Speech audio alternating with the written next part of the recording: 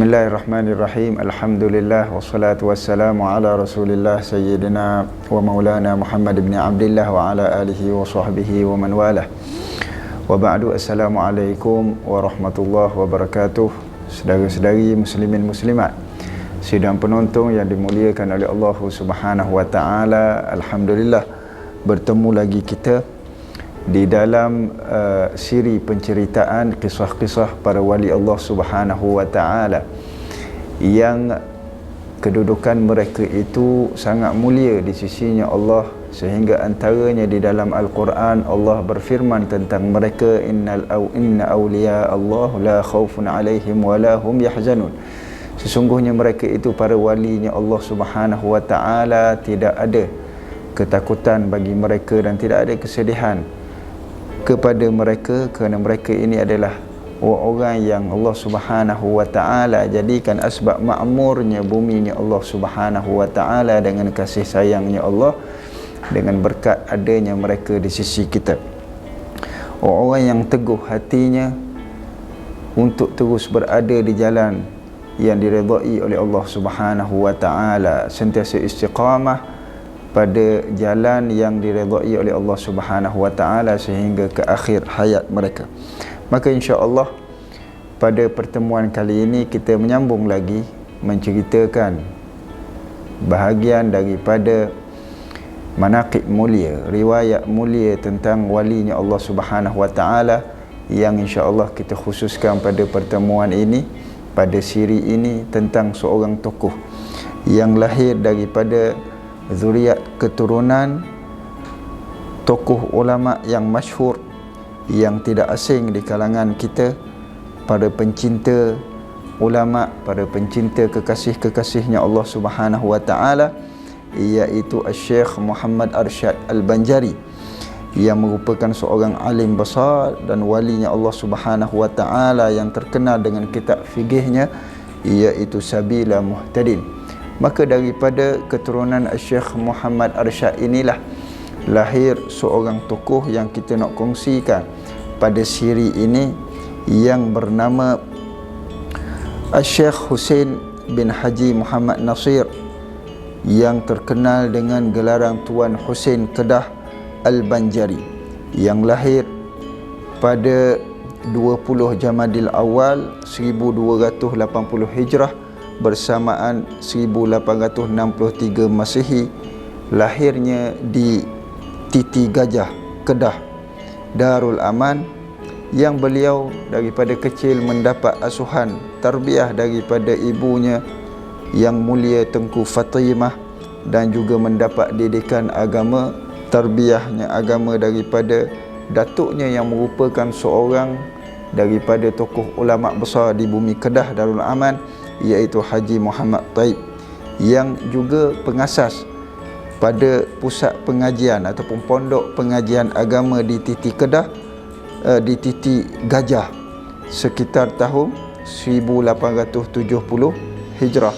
Maka Tuan Husain ini tinggal dengan datuknya sejak daripada kecil, nak menggambarkan kepada kita bahawasanya beliau adalah seorang tokoh ulama yang membesar daripada kecil dalam suasana keagamaan, yang mana Tuan Husain sentiasa daripada kecil itu mengikuti akan pengajian-pengajian yang dipimpin oleh datuknya, yang mana daripada kecil beliau itu bermain bersama-sama kawannya di bawah surau sambil mendengar pengajian-pengajian yang dipimpin oleh datuknya, sehingga bila masuk umur belasan tahun, Tuan Husain sudah mempunyai kemahiran khususnya di dalam bahasa Arab dan juga beberapa perkara daripada ilmu agama yang lain. Sekitar daripada umurnya 18 tahun, Tuan Husain mendapat restu daripada datuknya untuk menyambung pengajian ke wilayah Fatani, negeri yang terkenal dengan penyebaran ilmu dan ulama di sana. Maka beliau menuntut ilmu dengan beberapa orang ulama terkemuka di Fatani, termasuk seorang tokoh ulama yang bernama Tuan Samela, yang pernah menjadi guru datuknya Haji Muhammad Taib. Maka setelah daripada setahun berada di Fatani, beliau menghabiskan 10 tahun setelah kembalinya daripada fatah ni, sekitar dalam lebih kurang 10 tahun dihabiskan oleh beliau, Tuan Husain Kedah Al-Banjari alaihi rahmatullah, untuk menjelajah ke serata negeri bagi mendalami ilmu dan juga meluaskan pengalaman. Negeri-negeri yang dijelajahi oleh beliau alaihi rahmatullah seumpama Kelantan, Terengganu, Singapura, Johor dan Melaka. Semasa di perantauan, Tuan Husain Kedah Al-Banjari alaihi rahmatullah bukan sahaja mengambil peluang jelajahnya itu hanya semata-mata untuk menuntut ilmu, bahkan juga berlatih hidup secara berdikari, seumpama sebagaimana yang disebutkan daripada setengah riwayat, beliau berada di Terengganu dengan membuat pekerjaan-pekerjaan kampung. Begitu juga di beberapa negeri yang lain, seumpama di Melaka, beliau juga mengambil upah bagi sesuatu pekerjaan. Kemudian beliau menuju ke Medan dan terus ke Aceh melalui jalan menyeberang Selat Melaka, dan kemudian beliau pulang daripada, setelah setahun belajar di Aceh, beliau pulang ke Semenanjung dan kemudian menuju ke Perak melalui jalan darat.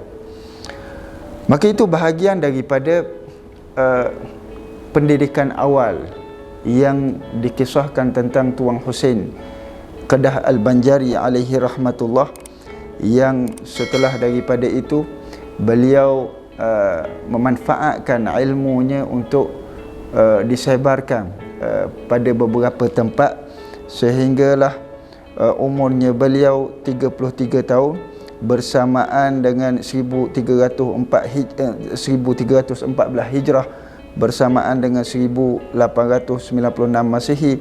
Tuan Husain bertolak ke Mekah Al-Mukarramah untuk melanjutkan pelajarannya dengan belanja yang ditanggung oleh datuknya sendiri. Jadi semasa beliau di Mekah, sempat beliau belajar dengan tokoh-tokoh ulama besar seumpama Syekh Nawawi Al-Bantani, Tuan Ahmad Lingga, bahkan juga Tuan Husain Kedah Al-Banjari sempat bersahabat rapat dengan Tok Kenali dan beberapa orang ulama tanah Melayu yang lain yang menuntut di Mekah, sehingga di dalam pengajian itu Tuan Husain juga sempat mengambil ilmu, menjadi murid dengan Syekh Ahmad Zain Al-Fatani alaihi rahmatullah. Tuan Husain selama 4 tahun di Mekah, dan apabila pulang kembali ke Titi Gajah, beliau berusaha selama 2 tahun menyusung semula pondok peninggalan datuknya di Titi Gajah. Daripada itu kewibawaan Tuan Husain Kedah Al-Banjari sebagai ulama semakin terselah, sehingga beliau, Tuan Husain, disebutkan secara ringkas akan berhijrah daripada satu tempat kepada satu tempat, membina pengajian, membina tempat pengajian dan memanfaatkan ilmunya kepada masyarakat-masyarakat setempat, sehingga banyak dikaitkan tentang Tuan Husain Kedah Al-Banjari. Ini merupakan seorang tokoh yang banyak mengasaskan pondok-pondok pengajian, termasuklah Madrasah Al-Khairiyah Al-Islamiyah, yang madrasah ini sehingga sekarang ini masih hidup dan terkenal dengan Pondok Pak Ya. Maka begitulah halnya tentang Tuan Husain Kedah Al-Banjari ini, yang beliau ini akan membawa ilmu ataupun menyebarkan ilmu di satu-satu tempat, sehingga bila didapati keilmuan itu telah tumbuh dengan baik di tempat tersebut, maka beliau akan berpindah ke tempat yang lain supaya banyak tempat dapat manfaatkan ilmu, supaya mereka yang dalam keadaan jahil itu keluar daripada kejahilannya, mereka yang buta huruf itu kembali dapat membaca dan menulis. Ini usaha dakwahnya Tuan Husain Kedah Al-Banjari alaihi rahmatullah. Maka begitulah juga Tuan Husain merupakan seorang tokoh ulama yang halus dan tegasnya beliau di dalam menentukan ataupun di dalam perkara yang berkaitan dengan hukum hakamnya syarak, sehingga Tuan Hussein di sepanjang usaha dakwahnya pernah satu ketika beliau sampai kepada satu tempat yang di sana itu mempunyai seorang alim yang suka berbahas, terutamanya dalam hal ketuhanan. Sehingga bila datangnya Tuan Hussein Kedah Al-Banjari, maka ini orang alim mencabar Tuan Hussein itu untuk berbahas dengannya. Maka demi untuk mempertahankan haknya ilmu itu, kebenarannya ilmu itu, Tuan Hussein menyahut akan cabaran tersebut, sehingga diizinkan oleh Allah Subhanahu wa taala akan kebenaran yang dihujahkan oleh Tuan Hussein Kedah Al-Banjari, sehingga masyarakat ketika itu melihat kebenaran yang dibawa oleh Tuan Hussein Al-Banjari. Maka begitulah juga dalam perkara-perkara yang lain, Tuan Hussein ini merupakan orang yang sangat teliti dan mempunyai ketegasan yang sangat berpaksi, terutamanya tentang hukum hakam syariat, sehingga beliau ini Tuan Hussein Kedah Al-Banjari alaihi rahmatullah tidak mudah untuk terikat dengan mana-mana jawatan-jawatan rasmi, kerana di dalam usahanya untuk menyebarkan dakwah ke jalannya Allah Subhanahu wa taala, beliau antaranya disebutkan sangat berpegang dengan hadisnya baginda Rasulullah sallallahu alaihi wasallam yang difahamkan kepada kita maksudnya tidak ia takut membuat pekerjaan Allah Ta'ala itu akan cela daripada orang yang mencelakan. Ini hadis yang dipegang kuat oleh Tuan Hussein Kedah Al-Banjari alaihi rahmatullah, nak menggambarkan keteguhan hatinya di dalam mendepani apa jua cabaran yang dihadapinya dalam meninggikan agamanya Allah, dalam menyebarkan ilmu Allah Subhanahu wa taala jalla jalaluhu fil ula. Maka begitulah yang dikaitkan dengan Tuan Hussein Kedah Al-Banjari alaihi rahmatullah. Beliau ini pernah menghadapi satu situasi yang agak tegang dengan pemerintah yang dilantik di Kedah Darul Aman satu ketika dulu, yang mana timbul beberapa isu yang menjadikan Tuan Hussein menunjukkan ketegasannya tentang hukum hakam syariatnya Allah Subhanahu wa taala, terutamanya antara isu yang terkait dengan hukum hakam riba, terutamanya dalam hal pinjam meminjam. Kemudian tentang fatwa ataupun sesuatu keputusan daripada pemerintah yang berkaitan dengan akta cetakan kitab dan juga akta tauliah, yang menyebabkan ada sempadan yang dihadkan kepada mereka untuk menyampaikan agamanya Allah Subhanahu wa taala yang benar. Sehingga kesan daripada ketegasannya Tuan Hussein Kedah Al-Banjari menyebabkan beliau ini diusir keluar daripada Kedah, dan kemudian beliau menetap di Pokok Sena. Di sana itu beliau mengembangkan dakwahnya, mendirikan pusat pengajian Islam yang dimanfaatkan oleh masyarakat setempat dan seluruhnya. Sehingga beberapa kali setelah daripada itu dipujuk kepada beliau Tuan Hussein ini untuk kembali ke Kedah. Akhirnya beliau setujui untuk kembali ke Kedah, yang dalam keadaan ketika itu beliau telah pun uzur, sehingga pada 17 Zulkaadah bersamaan 1354 Hijrah, Tuan Hussein kembali ke rahmatullah dan dimakamkan di tanah perkuburan wakafnya sendiri di Titi Gajah. Ketika itu beliau berumur 74 tahun. Maka daripada lipatan sejarah tentang Tuan Hussein Kedah Al-Banjari alaihi rahmatullah, banyak dinukilkan tentang pondok-pondok manfaat ilmu yang beliau itu.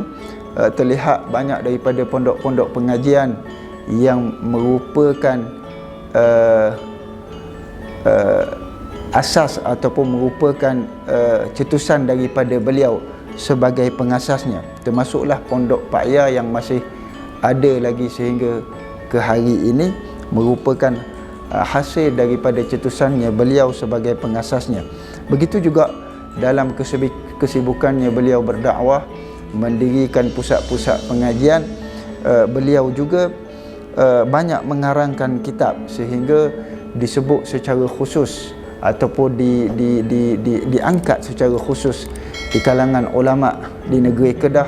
Beliau merupakan tokoh yang banyak mengarang kitab. Disebutkan pada riwayat beliau telah mengarang 8 buah kitab tauhid, fiqh dan tasawuf, yang antara kitab-kitab yang sangat terkenal karangannya beliau seumpama Hidayatus Sibyan, Tamrinus Sibyan, Tafrihus Sibyan, Usulut Tauhid dan sebagainya daripada karangan-karangannya beliau alaihi rahmatullah. Bahkan beliau juga berkhidmat untuk menyebarkan dakwah ini bila mana diminta oleh Raja Muda Perak ketika itu, Raja Abdul Aziz, sekitar daripada tahun 1354 untuk membuat menulis akan kitab yang berkaitan dengan konsep perniagaan dan pertanian dalam Islam. Maka beliau Tuan Hussein manfaatkan ilmunya sebagaimana yang diminta oleh Tuanku Raja Muda Perak ketika itu, yang alhamdulillah dapat dimanfaatkan dengan baik. Begitulah seumpamanya yang kita sebut pada siri ini tentang ketokohan ulama yang bernama Tuan Hussein Kedah Al-Banjari alaihi rahmatullah, yang hidupnya beliau itu dimanfaatkan seluruhnya, jiwa dan raganya, senang dan payahnya hanya untuk agamanya Allah Subhanahu wa taala. Segala cabaran beliau rentasi, segala kesusahan beliau hadapi hanya semata-mata untuk mendirikan agamanya Allah Subhanahu wa taala, sehingga manfaat daripada perjuangan beliau sampai ke hari ini dapat kita teguk hasilnya. Hilangkan kehausan, hilangkan dahaga ilmu yang ada di dalam diri kita dengan perjalanannya beliau alaihi rahmatullah. Begitulah juga dari sudut tarikatnya dikaitkan kepada Tuan Hussein Kedah Al-Banjari, dilihat sebagaimana dilihat pada amalan-amalannya beliau itu terkait dengan tarikat Syatariyah, yang mana Tuan Hussein sangat meninggikan ilmu tarikat ini kerana pandangannya beliau ilmu tarikat ini adalah ilmu yang sangat baik untuk membawa diri seseorang itu berakhlak dengan Allah Subhanahu wa taala dan dengan makhluknya Allah Subhanahu wa taala. Di samping ilmu itulah yang sangat baik menjadi lapangan untuk mendekatkan diri seorang hamba dengan penciptanya tabaraka wa taala jalla jalaluhu fil ula. Namun apabila kita sebutkan tentang sentiasa Tuan Hussein Kedah Al-Banjari ini akan bertegas dengan hukum hakam syariat, maka begitulah juga tentang halnya tarikat ini. Tuan Hussein Kedah Al-Banjari sangat meneliti, sangat memberi akan perhatiannya agar ilmu tarikat ini tidak diajar melainkan kepada mereka orang-orang yang teguh akan syariatnya, kuat berpegang dengan syariatnya dan berjalan dengan syariat yang baik. Maka begitulah ketelitiannya Tuan Hussein Kedah Al-Banjari tentang hal ehwal agama. Jadi moga-moga Allah Subhanahu wa taala mengurniakan kebaikannya kepada beliau, mengangkat setinggi-tinggi darjatnya beliau di sisi kekasih-kekasihnya Allah Subhanahu wa taala. Moga-moga Allah Subhanahu wa taala mencurahkan kepada kita rahmat dengan berkat kita menyebut dan mendengar tentangnya beliau, sedikit sebanyak, kurang dan lebih daripada periwayatannya beliau. Moga-moga Allah Subhanahu wa taala masukkan kita ini di kalangan orang-orang yang seumpamanya beliau dicintai oleh Allah Subhanahu wa taala di dunia dan di akhirat. Moga hari ini, saat ini, ketika ini kita mendengar tentang beliau, sedikit sebanyak kita menghayati tentang peribadi dan perjalanannya beliau, Allah insya-Allah kumpulkan kita nanti bersama dengan beliau, bersama dengan kekasihnya beliau Rasulullah sallallahu alaihi wa ala alihi wa sahbihi wa baraka wasallam. Moga-moga Allah Subhanahu wa taala memberi manfaat yang baik pada pertemuan ini, kurang lebih daripada perkongsian siri saat ini, ketika ini, memberi manfaat yang baik kepada kita insya-Allah dunia dan di akhirat. Wassalamualaikum warahmatullahi wabarakatuh. Wal afu minkum.